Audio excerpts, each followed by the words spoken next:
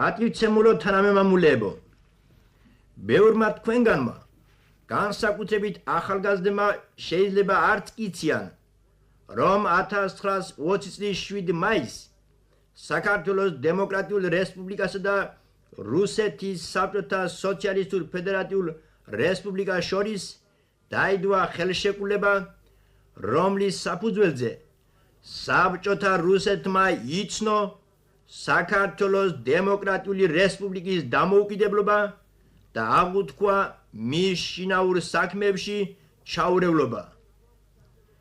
დღეს გვაქვს შესაძლებლობა ქართველ ხალხს მოვაწოდოთ ხმა საქართველოს წარმომადგენელ გრიგოლ ურატაძისა, რომელმაც 1920 წლის 7 მაისის ხელშეკრულებას საქართველოს დემოკრატიული რესპუბლიკის მთავრობის დავალებით ხელი მოაწერა. მიკროფონთან არის გრიგოლ ურატაძე. ორი წელიწადი უსრულდებოდა დამოუკიდებელ საქართველოს და იგი ჯერ კიდევ არ იყო ცნობილი დე იურედ. იმ დროს ახალი სახელმწიფოების ცნობა არ ცნობა დამოკიდებული იყო პარიზში არსებულ უმაღლეს საბჭოზე, რომელშიც შედიოდნენ გამარჯვებულ სახელმწიფოთა წარმომადგენლები ამერიკის, ინგლისის და საფრანგეთის მეთაურობით. ჩვენი მთავრობა ყველგონეს ხმარობდა, რომ ჩვენს რესპუბლიკას საერთაშორისო ცნობა მიეღო, რაც შეიძლება დაჩქარებით. უმაღლესმა საბჭომ ყველა ამ ახალი სახელმწიფოების ცნობა არ ცნობა, რომლებიც რუსეთის ყოფილი იმპერიის ტერიტორიაზე შეიქმნა, დაუკავშირა ეგრეთ წოდებულ რუსეთის საკითხს. რუსეთის საკითხის გადაჭრა კი გადადო სულ ბოლოსათვის. საერთაშორისო ცნობის დაგვიანება კი დიდ საფრთხეს უმზადებდა ჩვენს ახალგაზრდა რესპუბლიკას. საკითხის დასაჩქარებლად ჩვენს მთავრობას აზრად მოუვიდა ეცადა ცნობის მიღება თვით საბჭოთა რუსეთისაგან და თუ ამას შეძლებდა, დარწმუნებული იყო ამ ცნობას გავლენა ექნებოდა პარიზის უმაღლეს საბჭოზედაც საქართველოს ცნობის საკითხში. ცდა ბედის ნახევარია მოიტყვიან.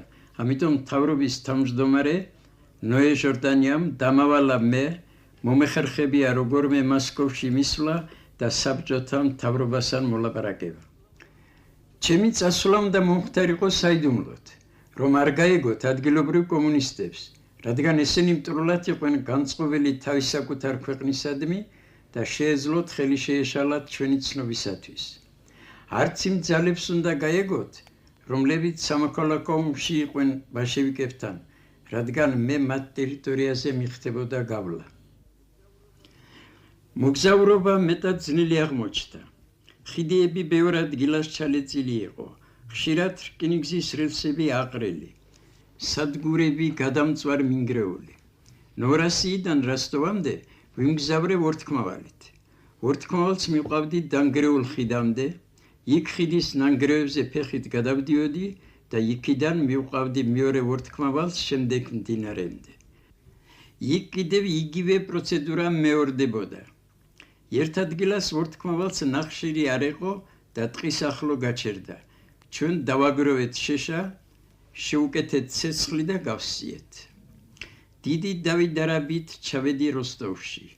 იქ მოთავსებული იყო ჩრდილო კავკასიის სამხედრო სარევოლუციო საბჭო, რომელსაც თავმჯდომარეობდა სერგო ორჯონიკიძე.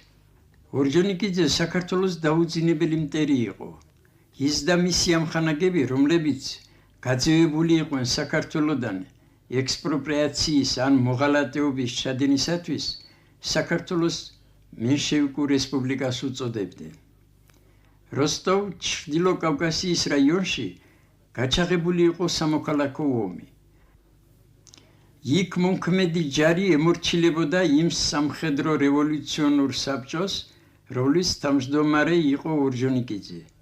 მისი ნებართვის გარეშე როსტოვიდან გასვლა შეუძლებელი იყო. მის ხელში იყო აგრეთვე ყოველგვარი ცნობათა გადამცემი აპარატი, ფოსტა, პირდაპირი მავთული და სხვა. ორჯონიკიძე მეტად მტრულად შეხვდა ჩემს მისიას. მარწმუნებდა, რომ მოსკოვი არას გზით არ დათანხმდებოდა საქართველოს იურიდიულ ცნობაზე, რადგან ამის წინააღმდეგი იქნებოდა სტალინი, რომელიც მაშინ საბჭოთა მთავრობის ეროვნებათა კომისარი იყო.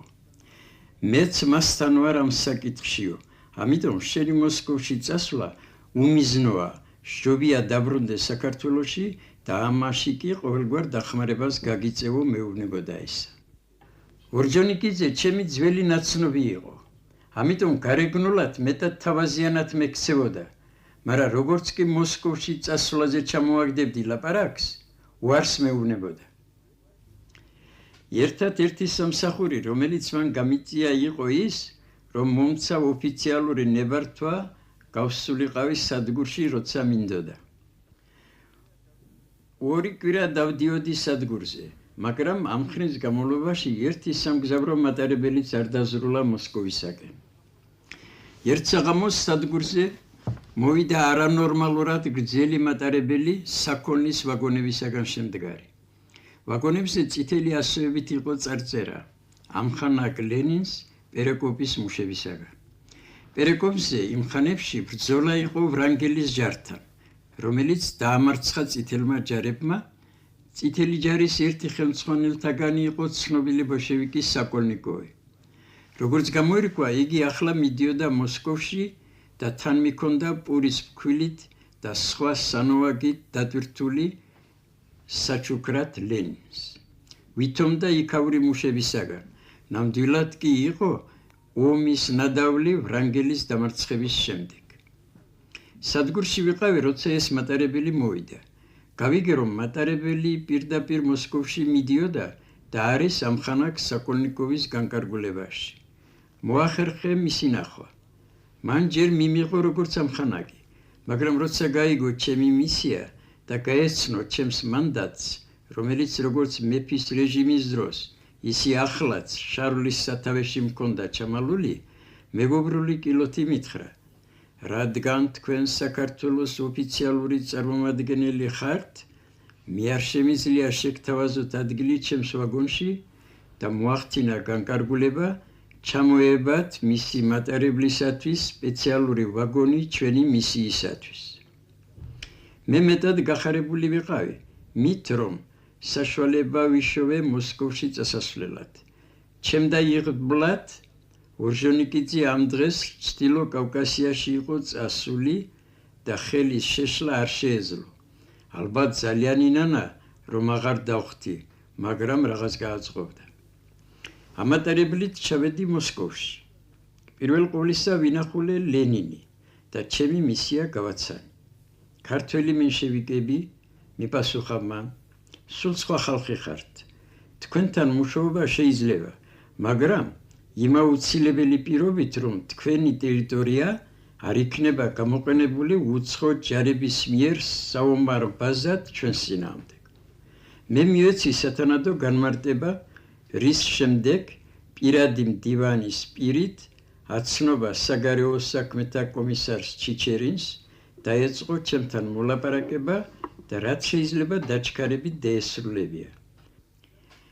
მისგან ასე ადვილად დათანხმება მოლაპარაკებაზე შეიძლება აიხსნას ერთი მხრით იმით, რომ ბაქო თავისი ნავთით უკვე მის ხელში იყო და აღარ სურდა გაერთულებია მდგომარეობა კავკასიაში, მით უმეტეს, რომ კარზე ადგა ომი პოლონეთთან. მეორე ღამეს ვინახულე ჩიჩერინი. ვამბობ ღამით, რადგან კრემლის კომისარიატები თითქმის ყველანი მუშაობდნენ ღამით. ჩიჩერინმა თავის წარმომადგენლად დანიშნა თავის მოადგილე კარახანი და დავიწყე მასთან მოლაპარაკება. ხელშეკრულების ტექსტის შედგენა ადვილად მოხერხდა. არც საზღვრების საკითხს გამოუწვევია დიდი დავა. შეიძლება იმიტომ, როგორც შემდეგ ერთმა გლეხმა მითხრა ციხეში, რატომ დაგიწყებდნენ დავას, თურმე მთელ საქართველოს ერთად წაღებას ფიქრობდენო. ზავის შეკვრის დროს ორჟონიკიძე უკვე ադրბეიჟანში იყო თავისი ჯარებით და ყველაფერს შვრებოდა, რომ მოსკოვის საქართველოს დაპყრობის ფაქტის წინაშე დაეყენებია. მე მალე დავრწმუნდი, რომ ლენინმა იცოდა ორჟონიკიძის განძრახვა. იცოდა ისიც, რომ მას მხარს უჭერდა სტალინი. ეს ჩემთვის სავსებით ნათელი გახდა, როცა გავიგე, რომ წითელი ჯარები იბრძვიან საქართველოს საზღვარზე, ադրბეიჯანის მხრიდან. მაშინვე მიმართე ლენინს პროტესტით და განუცხადე, რომ თუ არ მიიღებდა საჭირო ზომებს, იძულებული ვიქნებოდი შემეწყვიტა მოლაპარაკება.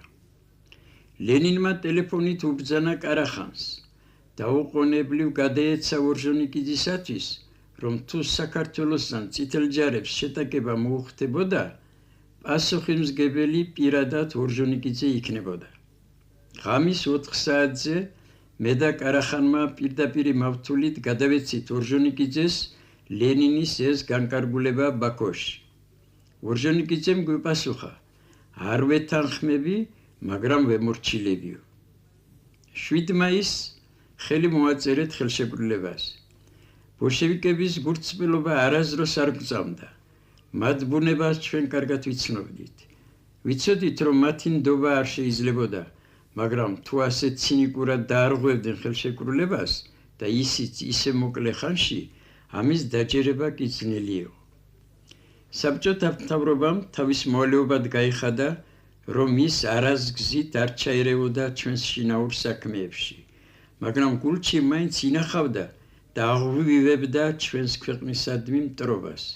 ქართველი ხალხის მიერ გაძევებული ქართველი კომუნისტებიც ყოველი მხრიდან უსისინებდნენ და აკეზებდნენ მოსკოვს საქართველოს წინააღმდეგ და კიდევაც მოიყვანეს წითელი ჯარები.